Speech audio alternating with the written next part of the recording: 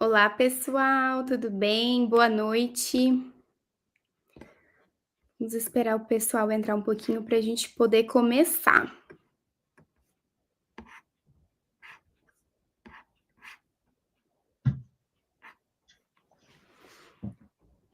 Bom, eu vou começar introduzindo aqui para vocês, a ideia da nossa live, né, então é uma honra ter a doutora Ann Cavoukian hoje aqui com a gente, a criadora do framework Privacy by Design, que vocês sabem que foi e que é, né, um standard internacional para legislações de privacidade e proteção de dados.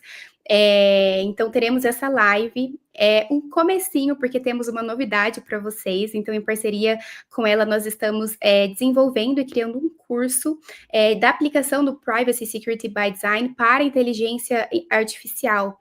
Então, eu já queria compartilhar aqui com vocês, a faculdade vai mandar aqui no link também o curso, né, que a gente vai estar oferecendo. Vocês podem já se inscrever, aproveitem, porque é uma honra, assim, conversar com a criadora desse framework, que com certeza vai dar passos agora para a gente implementar isso para o desenvolvimento, né, de inteligência artificial. O curso vai ser nos dias 20 e 21 de maio, das 6 às 7, ao vivo, então vocês vão ter a possibilidade de tirar dúvidas, né, ao vivo com a doutora.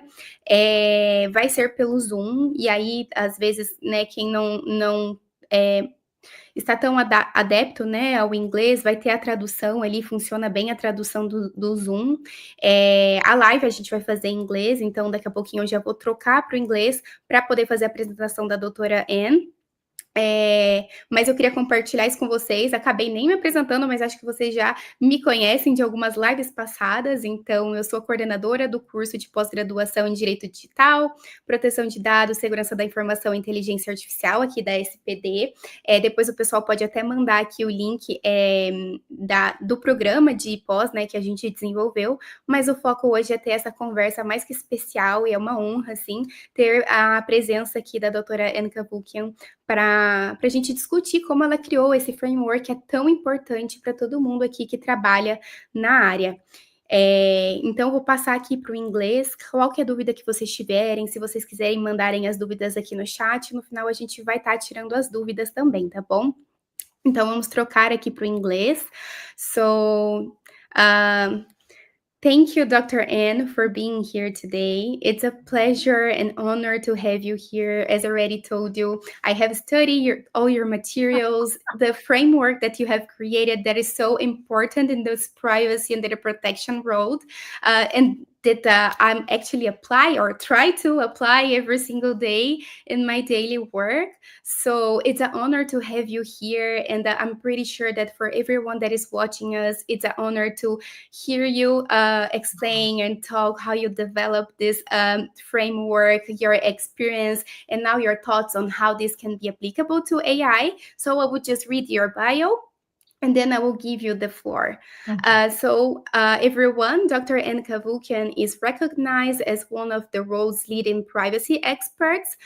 She served an unprecedented 3 terms as the Information Privacy Commissioner of Ontario, Canada. There, she created the Privacy by Design, a framework that seeks to proactively embed privacy into design specifications of information technologies, network technologies, network infrastructure and business practices, thereby achieving the strongest protection possible.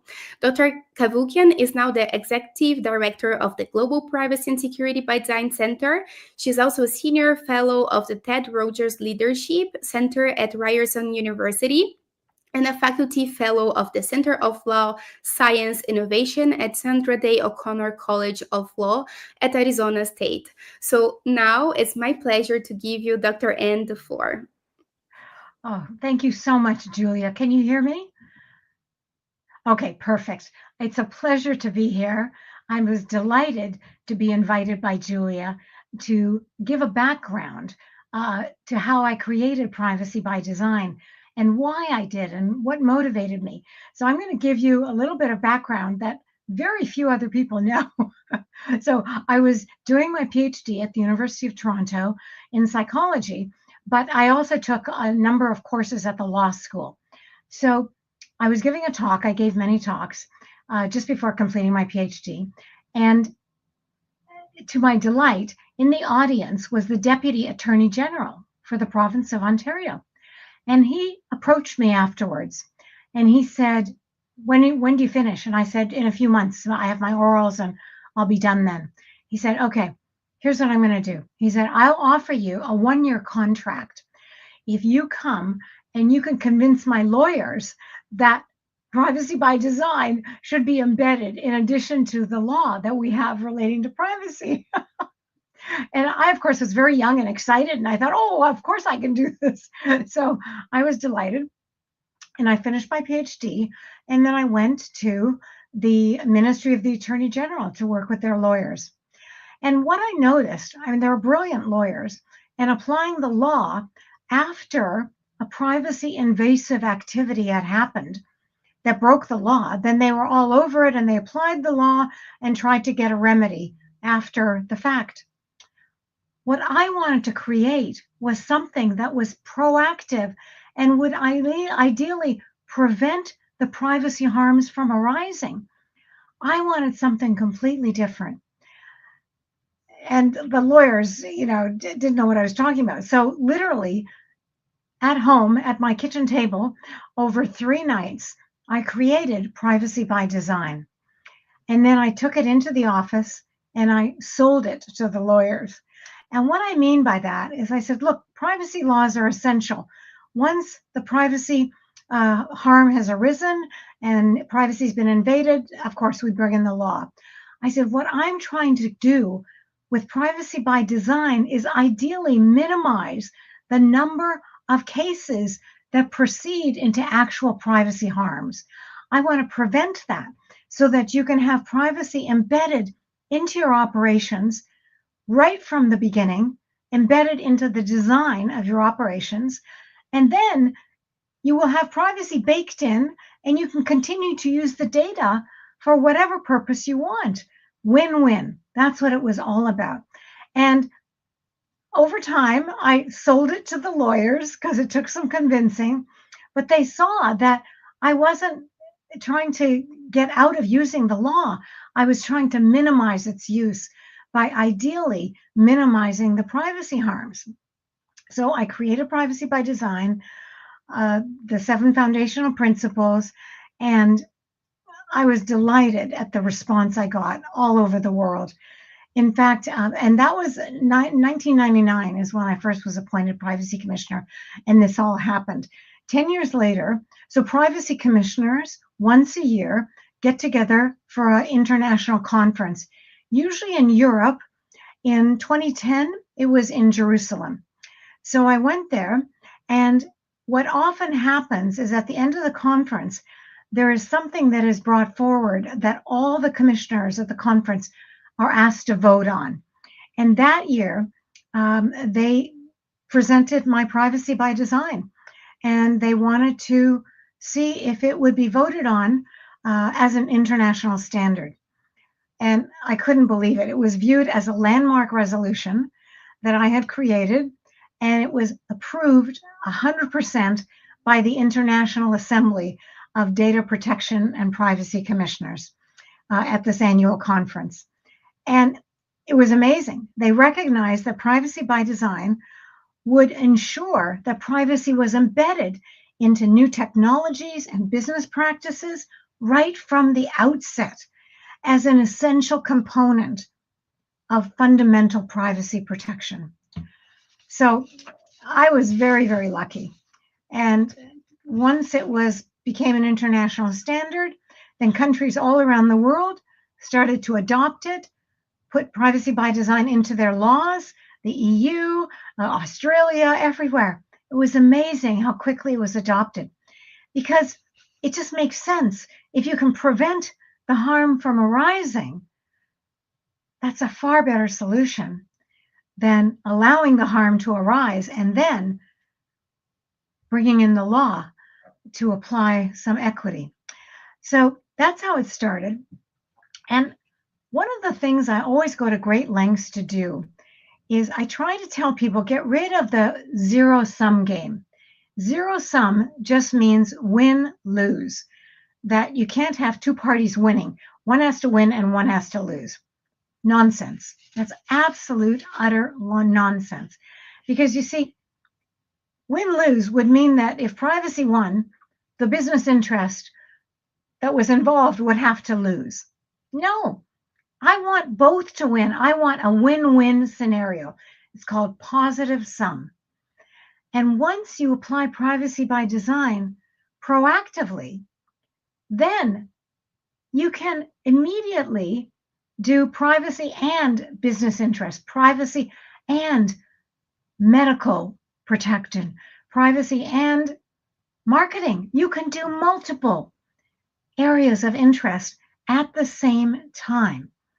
And this has gone so far that in addition to it being voted in as an international standard in 2010, the ISO, the International Standards Organization, also recognized ISO just a few years ago, ISO PBD 31700. This is a first, and this is global, literally, and it's just taken off. But as I said, what we want to do is we want to prevent the privacy harms from arising to begin with. That's what it's all about.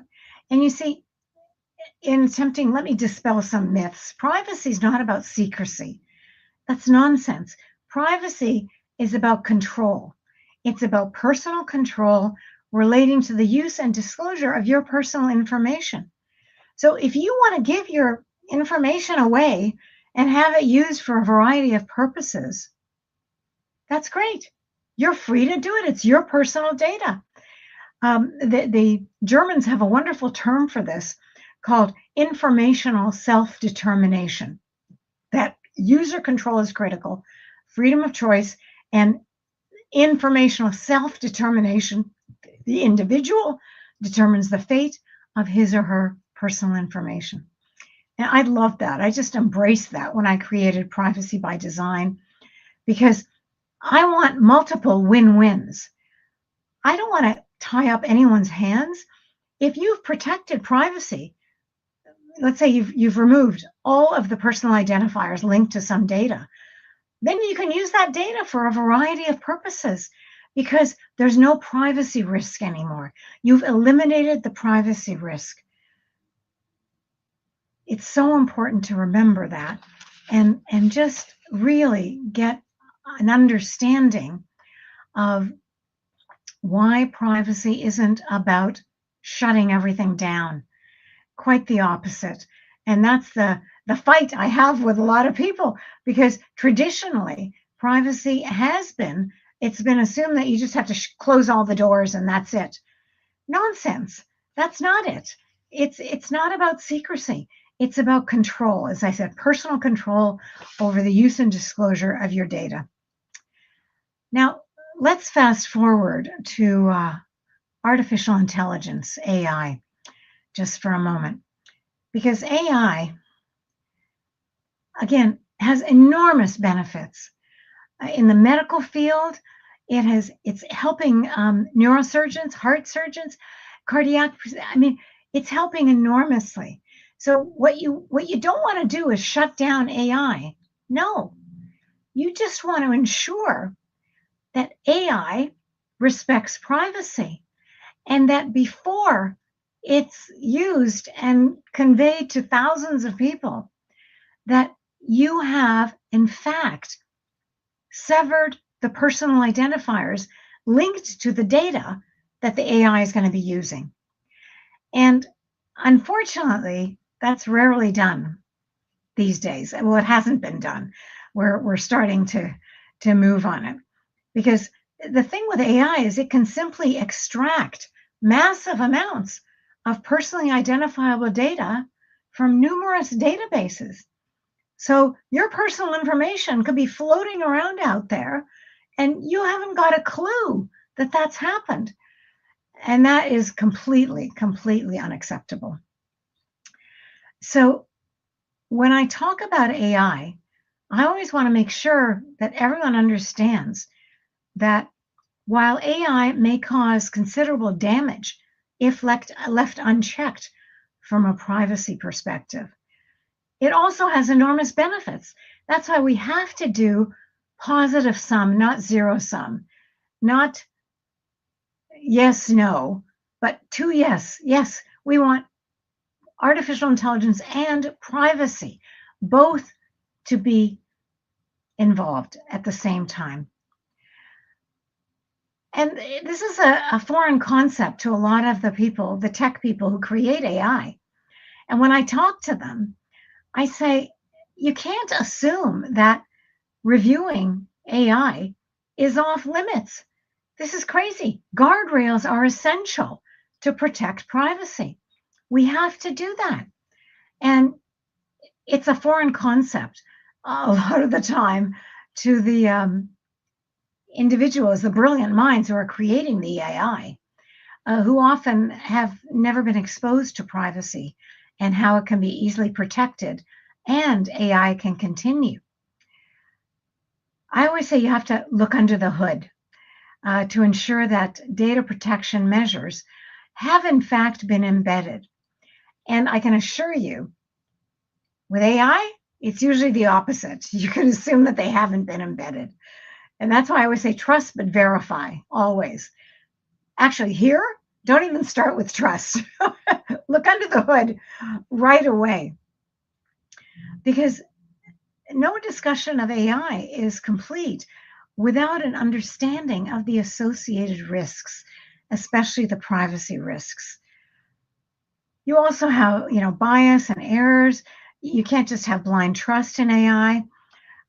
System access, you can't allow deep access to be given to data and systems.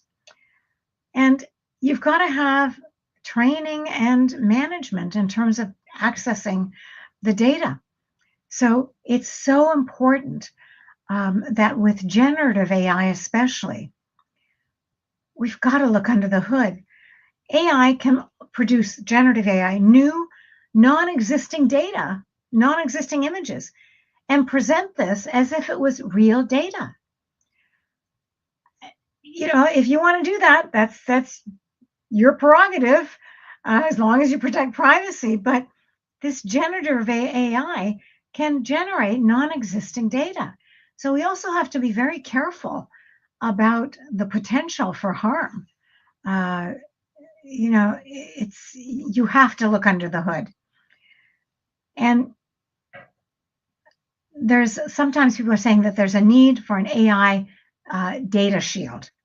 Mike Melanishan is developing a generative AI use policy for the town of Innisfil in Ontario, Canada, to create an acceptable use governance framework. And he convinced a tech company, Civia, to add what he calls a data shield interface that will scrub all personally identifiable information before entering the large language model, LLM, that is used in AI. And this is quite amazing. This is a huge, huge development. And I think it should be applauded, truly applauded, because we need to protect personal information and allow for AI to be used. And so Civia said that they came up with this multi-layered approach for enforcing AI data policies, preventing personally identifiable information ingestion into large language models, and training all users on the safe use of AI tools. I mean, that's huge. It's such a major development. And that's what I'm hoping will get across to people, that if you think of applying privacy by design to AI before the AI is actually engaged, then the risks are dramatically minimized because you can eliminate the personal identifiers linked to the data. Then you still have to be careful to make sure that the data are used accurately and things like that once AI kicks in. But privacy will no longer be at risk the way it is right now. which is across the board. It's only starting. The United States is connecting with the EU, the European Union, to develop some method of addressing these privacy AI issues and putting guardrails on AI. It's amazing, and it's experts, AI experts can't agree on the level of the risk that the technology may pose. And I think that's what we have to be careful of. The godfather of AI, Yoshua Bengio, who's amazing, said that, and I'm going to quote him, "The future trajectory of general purpose AI is remarkably uncertain." Wow. I mean, this is amazing. The father of AI is saying that. So if we can embed privacy protective measures by design into the AI before it takes off and goes wild, then you can minimize the harms dramatically, and we can have, algorithmic justice. We have to do this because the risks that AI can generate can cause that can be caused, especially through fake content, disinformation, and fraud. Not to mention the privacy harms are just enormous. And another potential scenario is that people will lose all control over AI and no longer be able to control the technology or control their personal information. And that's like saying goodbye to your privacy, which we can never do. We have to do this. And I really believe we can do this. I created, in addition to my privacy by design, of course, I think of everything by design. So I've created an AI ethics by design, 7 principles, which Julia can share with you. And these are some of the things that I'm hoping to raise an understanding of so that people can truly understand we value AI enormously. It has enormous medical benefits already and all kinds of other interests, but it can't be at the risk of eliminating all privacy. We can never accept that. See, privacy forms the foundation of freedom. It's absolutely critical. Freedom is so important. I'm Armenian. That's my background. And my parents told me of how awful it was when Armenia was invaded and our freedom was taken away from them and people had to leave Armenia for risk of their lives and their children. I was 4 years old when we came here to Canada, and I've never forgotten how important freedom is, not just to Armenians, to everyone. It's the focus of control. You have to be able to control your personal data. It's absolutely vital. And with AI growing, if we don't place controls on it now, I mean, it's going to be dramatically 10 times larger in a year or two. It'll be too late then. So now is the time to start engaging in these measures. And that's what we're doing. I mentioned that the European Union and the USA have announced a joint working group on AI safety standards relating to research and development, which will also incorporate privacy. And these are some of the efforts that are starting out that we will have to address. And the good news is, surprisingly, I'm getting more and more calls from AI people, engineers, neuroscientists, brilliant people who are want to explore with me how can they embed privacy into the AI process so that you can have both. And I'm delighted with that because that's exactly what I want. When they hear that what I'm saying is, I'm not saying get rid of AI. Are you kidding? The exact opposite. We need AI. It'll be absolutely critical. But let's focus on how to protect privacy as well. Let's do both. Positive sum.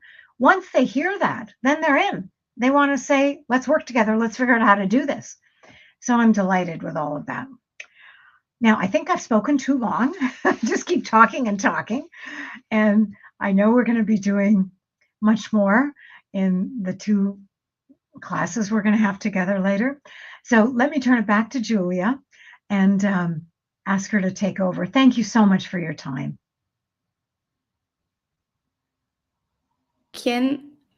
So thank you, Dr. Ann Cavoukian. It's of course a pleasure and honor to hear your insightful and also meaningful lessons on privacy by design and how it's important to apply this to the use, implementation, development of AI systems. Mostly because I wouldn't say not just for us privacy professionals, because I'm pretty sure that we have a lot of here privacy professionals here in this live session today, but also for the citizens, right?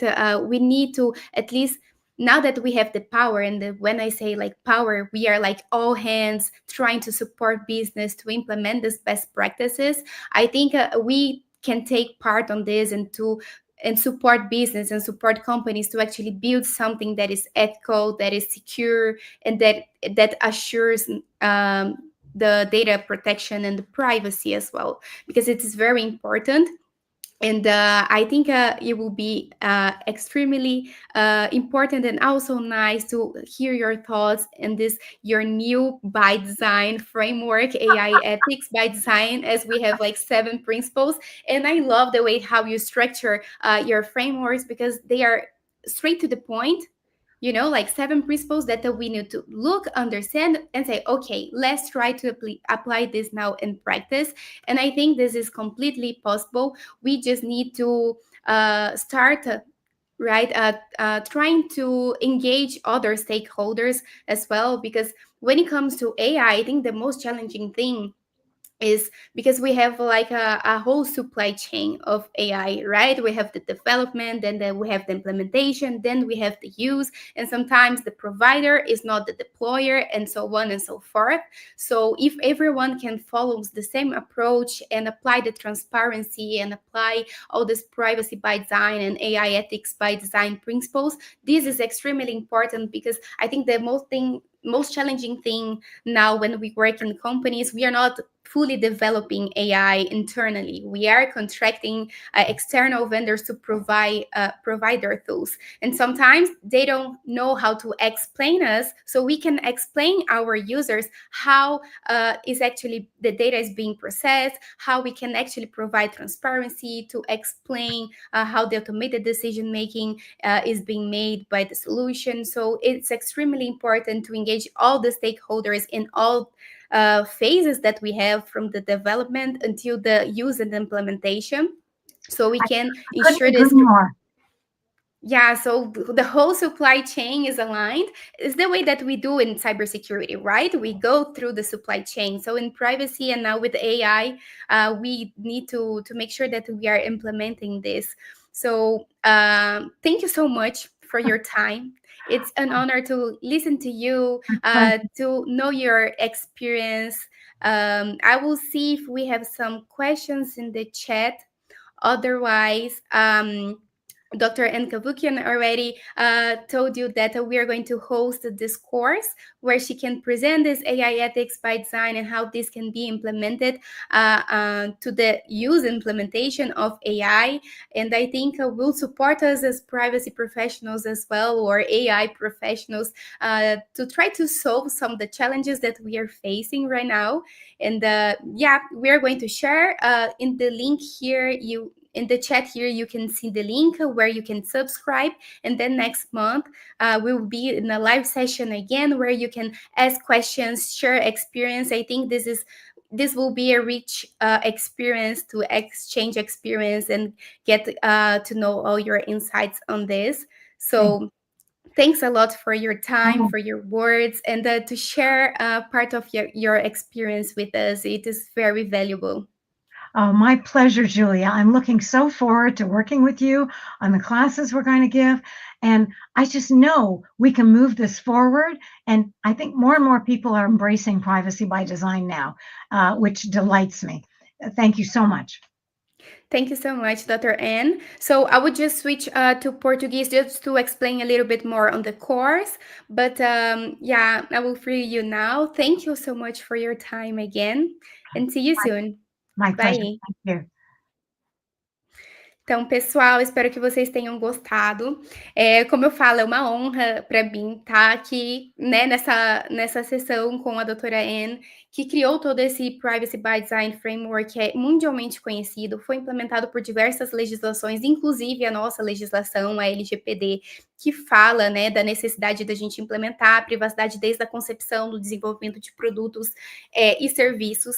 Então, é extremamente importante. E agora ela está com esse projeto, né, de lançar o AI Ethics by Design, que são outros 7 princípios, né, para a gente lidar com isso, a questão de privacidade no uso, desenvolvimento e implementação de inteligência artificial. E é isso que eu estava comentando aqui para o final, que é muito importante a gente trazer, né, todos esses stakeholders. Então, desde o desenvolvimento, né, do pessoal que faz o desenvolvimento da inteligência artificial, até o uso e implementação, que às vezes não vai ser, né, o mesmo agente. Às vezes, uma empresa vai estar desenvolvendo que vai estar vendendo o serviço ali para outras empresas que precisam fazer essa implementação.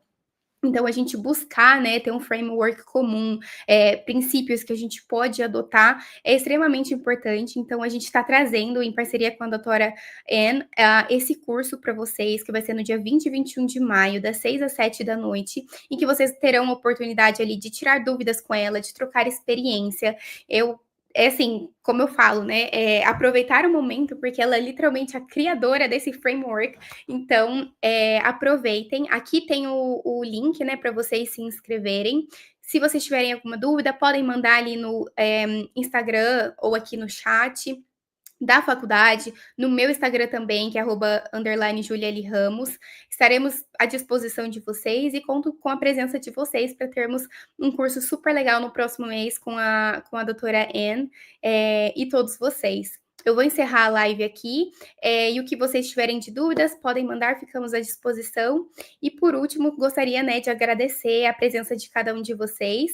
É muito legal ter todos vocês aqui, escutando a doutora Ann, mas participando aqui da nossa live e dos cursos que estaremos lançando e das novidades que estaremos trazendo também. Depois eu vou pedir para a faculdade deixar também o link do curso, né? Então, isso é uma prévia do nosso esforço para construir um programa de pós-graduação que traga a prática com a teoria e com profissionais excelentes, reconhecidos internacionalmente, nacionalmente. Então, esse programa de pós-graduação que a gente montou é focado em direito digital, proteção de dados, segurança da informação e inteligência artificial, justamente porque a gente gostaria de trazer todo esse mix, né? Porque quem trabalha na área sabe que não tem como trabalhar com privacidade sem segurança da informação, e agora vem inteligência artificial. A gente precisa ter uma visão geral e um profissional que é multidisciplinar nessa área, e considerando isso, a gente consolidou tudo isso em um programa de pós-graduação em que teremos